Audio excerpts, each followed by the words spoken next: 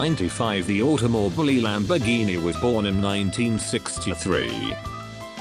After creating the 350 GT and 400 GT, they announced the TP400 in its bare chassis form at the Torino Motor Show of 1965.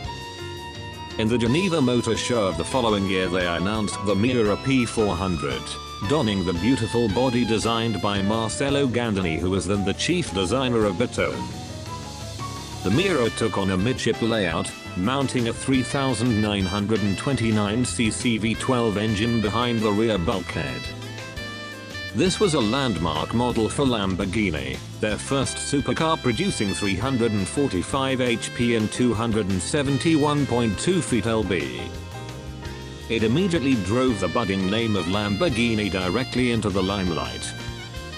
And there were many incredible people involved in its development. The chassis was designed by Gian Paolo Dallara, who would later establish Dallara Automobili, now one of the most famous racing constructors in the world. The genius engineer Paolo Stanzani, who would later develop the Countach, was also involved in its development.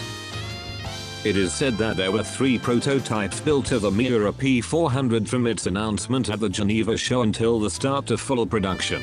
And the initial prototype apparently did not have the characteristic louver above the rear cowling.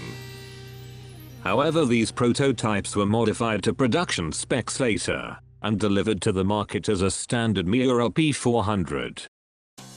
The Miura later progressed into the S and SV models with engine power upgrades, and production continued to 1973. There are also a few SVJ models in existence, which were created in the image of the legendary Jota.